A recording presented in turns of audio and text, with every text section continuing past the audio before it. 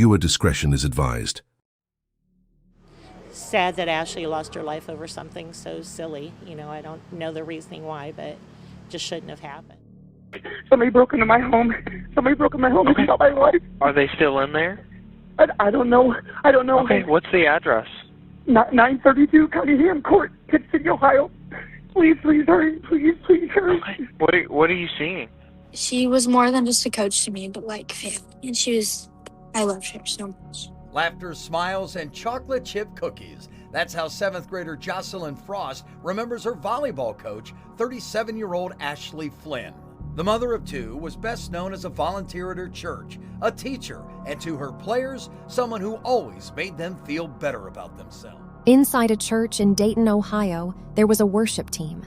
Every Sunday, they stood on that stage together, leading a congregation of believers through music, through prayer, through something the people in those seats came every week to feel.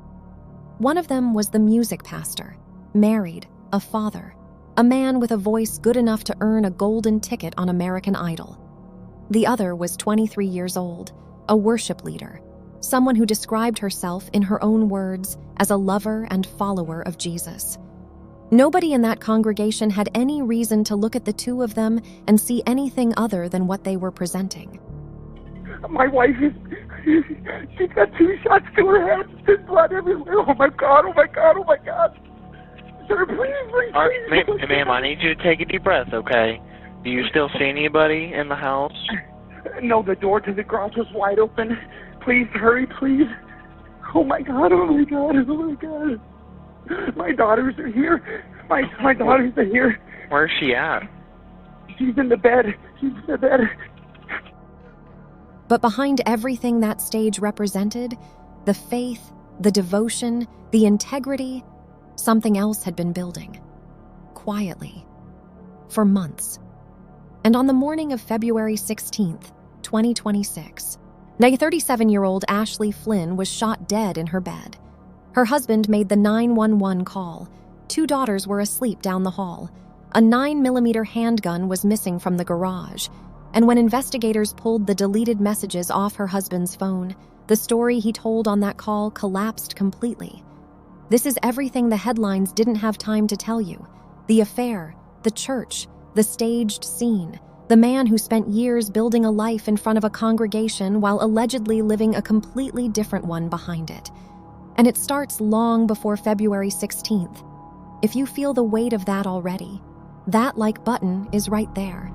It takes half a second, and it gets this story in front of the people who need to see it.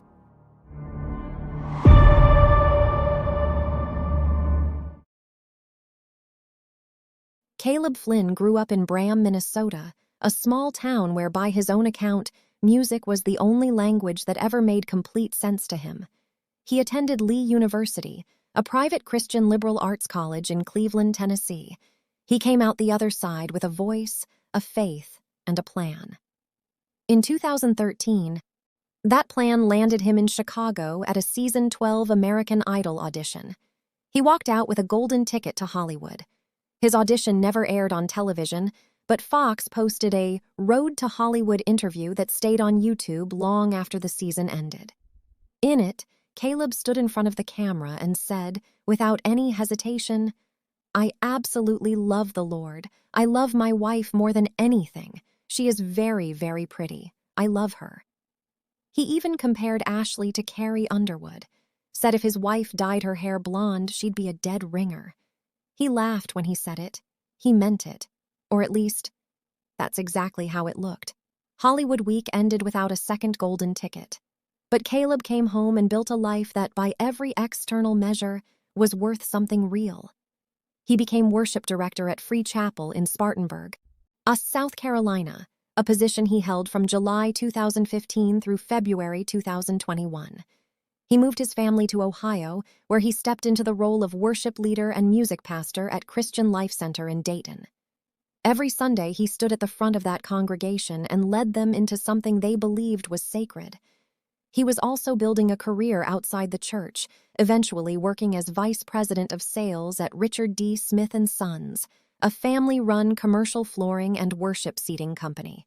Respected at work, trusted at church, a man with roots, a platform, and a reputation he had spent years earning. Ashley Flynn was 37 years old. She substitute taught at Tippecanoe Middle School in Tipp City and coached the 7th grade volleyball team. She volunteered at LifeWise Academy in Hilliard. She was an active, involved member of Christian Life Center, the same church where her husband led worship every week. When she died, Tipp City Schools released a statement. It said she was known for her beautiful smile, warmth, kindness, and the positive impact she had on so many, both in and out of the classroom and on the court. Her family released their own statement through CBS News. They said, "Our hearts are shattered. Ashley brought endless light to our world." They added that they trusted the proper steps had been taken. That is a sentence that carries everything in it: the grief, the faith, and the quiet devastation of people trying to hold themselves together in public while privately being destroyed. Her neighbor John Laenning described the Flynns as the youngest family in the cul-de-sac on Cunningham Court. Huss said they were the waving kind of neighbors, catch each other in the yard, exchange a nod, go about your day. Normal, quiet, the kind of family that doesn't give you any reason to wonder. 2 daughters, 2 golden doodles, a modest home on a quiet street in small-town Ohio. From the outside, it looked like a life built on ground that would hold. The thing about ground that looks solid, you don't always know it's hollow underneath until something falls through. How's it going, church? Pastor Caleb here. Hope you're having a fantastic week. Wanted to take a moment just to remind you that this weekend is the finale of our At the Movies series. We've had an incredible 2 weeks, but we have saved the best for last. And so I want to encourage you, invite your friends, invite your family. We've got a seat saved just for you. And so again, join us for the finale this weekend of our At the Movies series.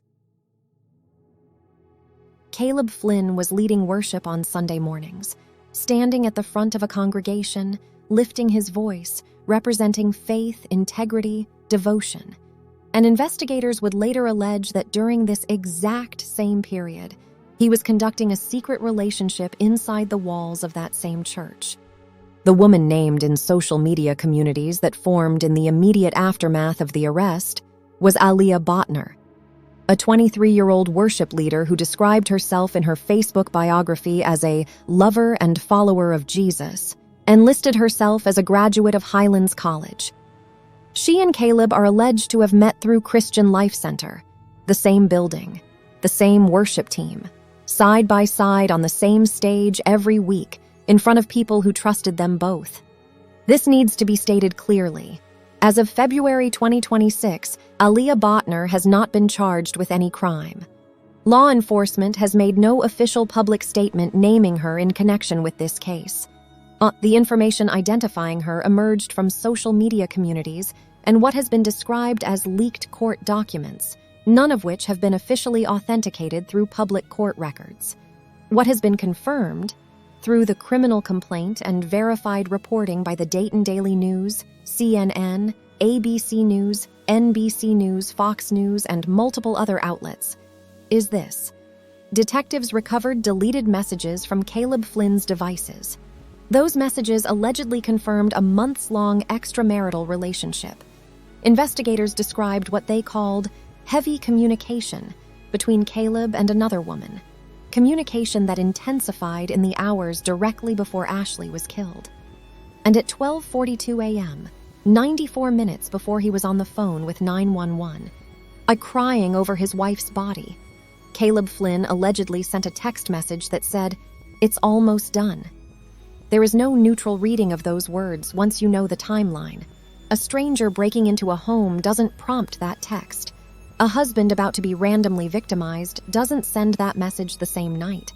But a man who has made a decision, a man counting down to something, that text makes a different kind of sense entirely. Social media communities discussing the case also pointed to a message Ashley herself allegedly sent in the days before her death. 4 words: "I can't anymore." There is no official confirmation of this message, its context, or who it was sent to.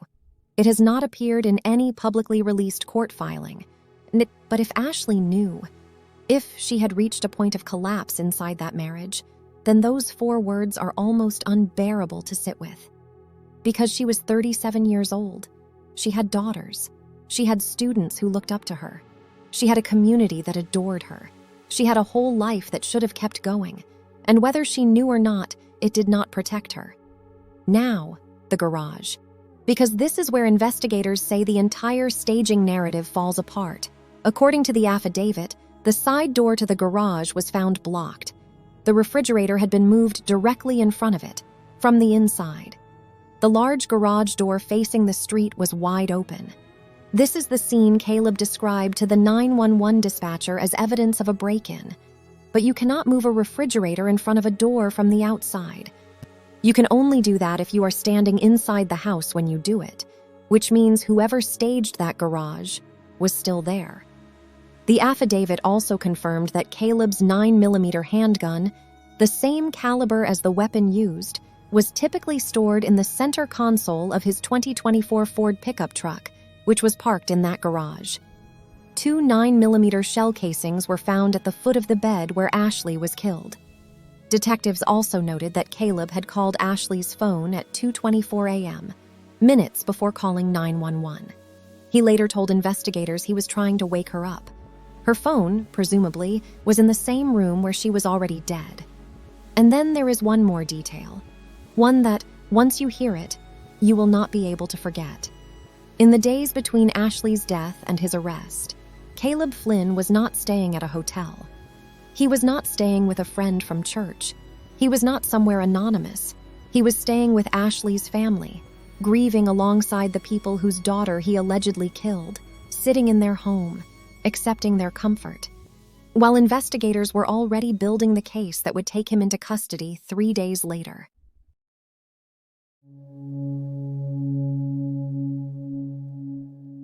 February 16th, 2026, the early hours of the morning. The 2 Flynn daughters are asleep in their beds, undisturbed. They will not wake up during any of what happens. The 2 golden doodles are somewhere in the house, and Ashley Flynn is in the master bedroom, in her bed, when she is shot. At 2:30 a.m., a 911 call goes out from Cunningham Court. The Miami County Prosecutor's Office released that call. It runs 8 minutes. On it, Caleb Flynn sounds like a man coming completely apart. He tells the dispatcher Ashley has 2 shots to her head, that there's blood everywhere, that the door to the garage was found wide open, that the kids are still asleep, that he doesn't know if whoever did this is still inside the house. Oh my God. Oh, Miami County 911. Oh my! Somebody broke into my home. Somebody broke into my home and shot my wife. Are they still in there? I don't know. Okay, what's the address? 932 Cunningham Court, Tipp City, Ohio. Please hurry. Please hurry. Okay. What are you seeing? My wife she's got 2 shots to her head. There's blood everywhere. Oh my God. Sir, please. Ma'am, I need you to take a deep breath, okay? Do you still see anybody in the house? No, the door to the garage was wide open. Please hurry, please. Oh my God. My daughters are here. My daughters are here. Where's she at? She's in the bed. Are you with her? I am in the room. I'm looking at her. Yes, please. Okay. Do you guys have the door locked? We have the doors to the garage locked, but into the house, yes. Please. Oh my God. Please. Where's that room at in the house? My partner's getting them dispatched, okay? But I need you to answer my questions so I can get you help as fast as I can, okay? What question? Where are you guys at in the house? I'm in the bedroom with her right now. Okay. My daughters are in their room. So you are not with the children? I was with the children when it happened. Okay, but you're not with them now? No, they're in their room. They're not even awake. Oh my God. Sir, please. They are heading that way, okay? I need you to take a deep breath for me. Are you hearing anything? No, I've rubbed her leg and said her name. She's not answering. Okay. Your daughter's not answering you? I'm sorry. No. Hold on. I'm putting on her shirt. What'd you say? What'd you say? Your daughter's not answering you? No, they're across the room. Okay. In their room. Okay. Are you hearing any kind of noise inside the house? No, her face is, oh sir, her face is white as a ghost, please. Okay, whose face? My wife's face. Your wife's face? The one who was shot. She was what? Shot, I said. Okay, where was she shot at? In the head. I hope there's blood everywhere. Okay, is she breathing? I don't think so. Ashley, baby, please. Oh my God, no, she's not. He described Ashley's face as white as a ghost. He called her phone at 2:24 a.m., reportedly to try to wake her up. 6 minutes before he called 911, her phone was in the same room where she was already gone. Okay, she's not responding to you? No. Oh my God. Okay, do you see anybody in the house now? No, it's pitch black and the doors are locked. The door leading to the garage door was wide open when I ran in there. Oh okay, do you see any kind of vehicles? No. Wait, no, the door, there's a side door in our garage door that's open by the, oh my God. Okay, I need you to just take a deep breath for me, okay? They're getting to you as quick as they can. Is that door still open? Yes, it is. Okay. What do I do?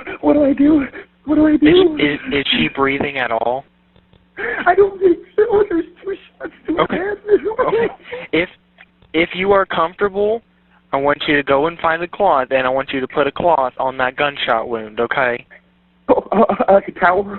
Yes, like a towel, but do not apply direct pressure to it. Just put it on that blood wound, okay? Okay. Oh my God.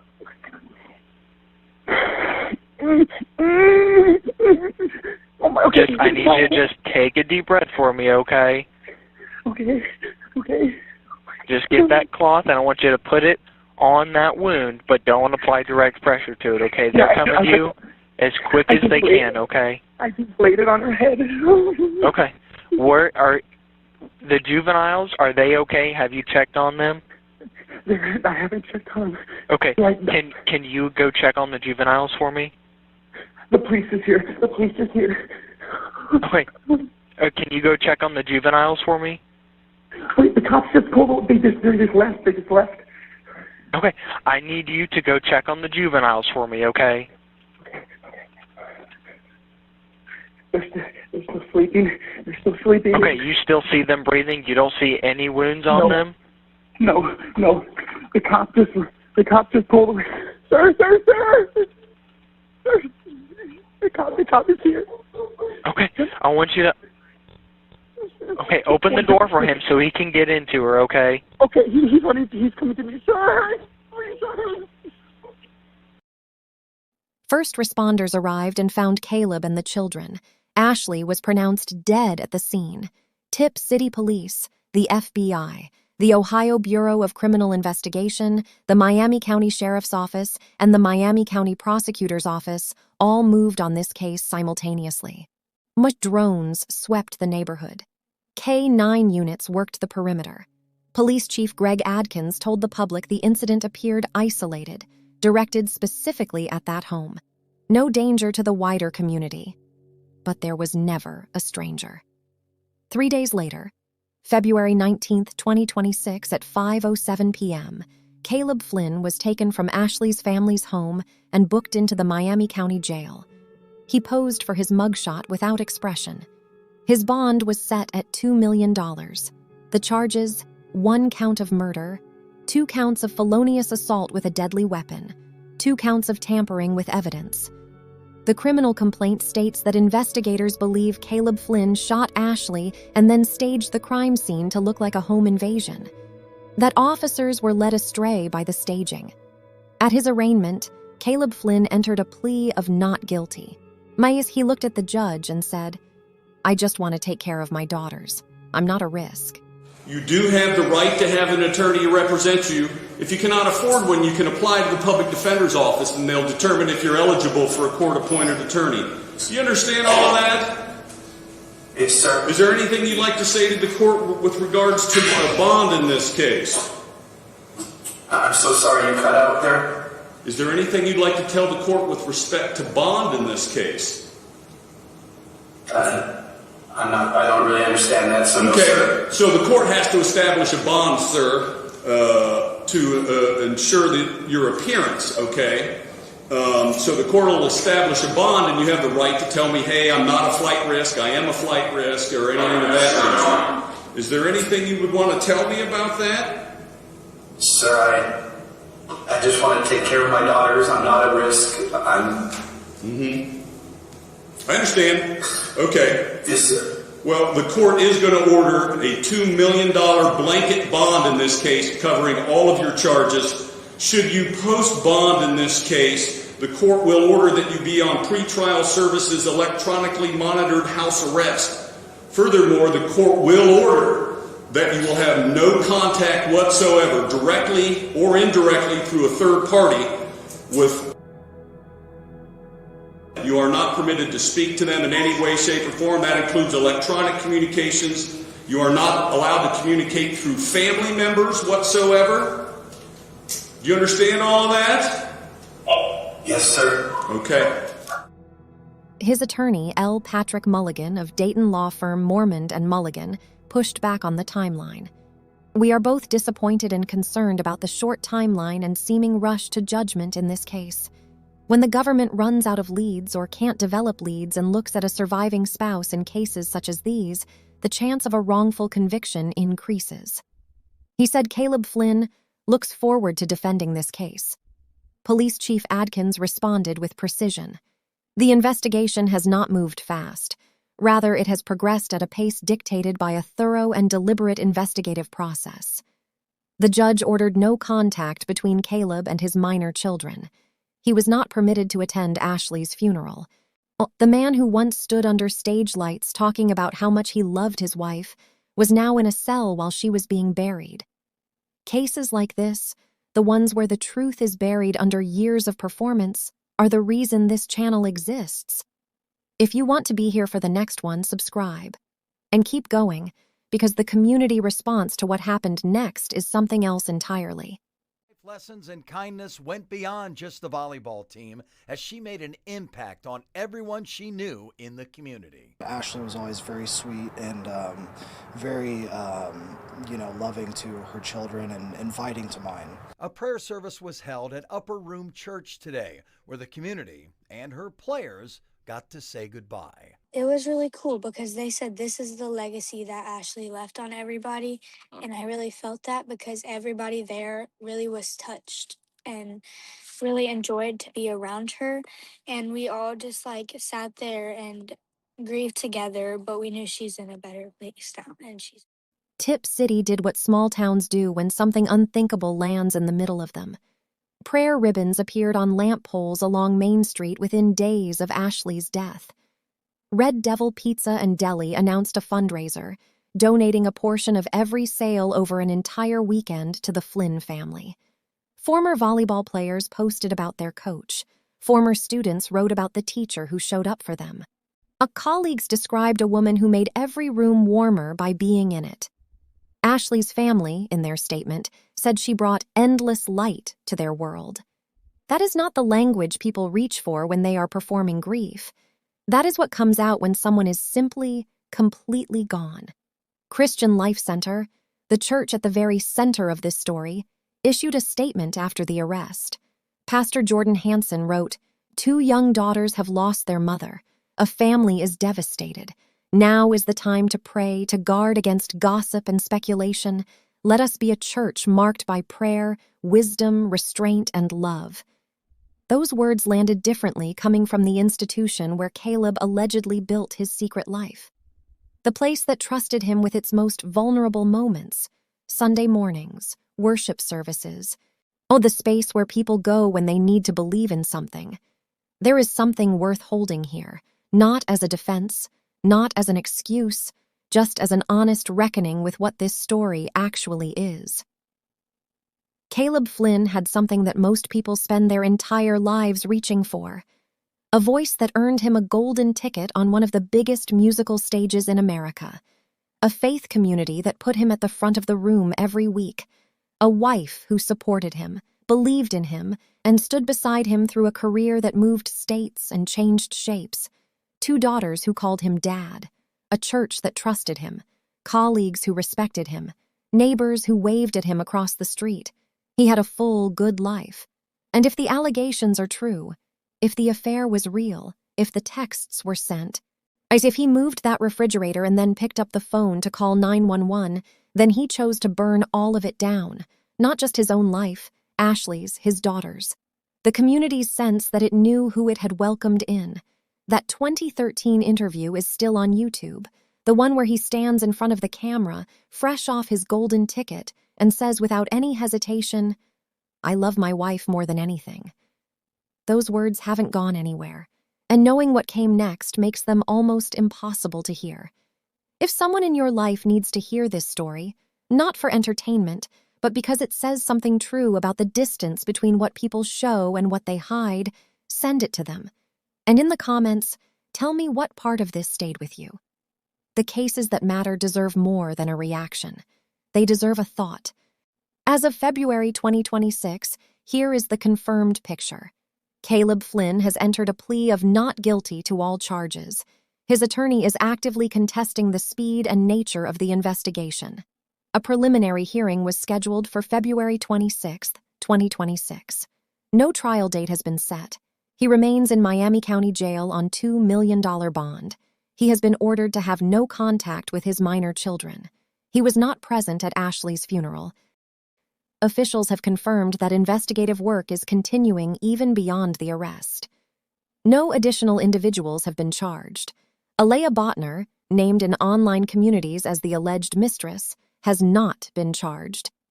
And law enforcement has made no public statement connecting her to any criminal act.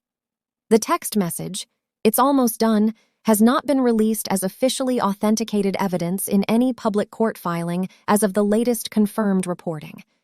It has emerged through what has been described as leaked documents and social media communities covering the case. What has been confirmed is that detectives recovered deleted messages from Caleb's devices, described by investigators as evidence of a months-long extramarital relationship and intensified communication in the hours before Ashley's death. What cannot be argued? Ashley Flynn is gone. Her daughters no longer have their mother. Her students no longer have their coach. Her community has prayer ribbons on lamp poles and a family whose statement said she brought endless light. And that light is gone.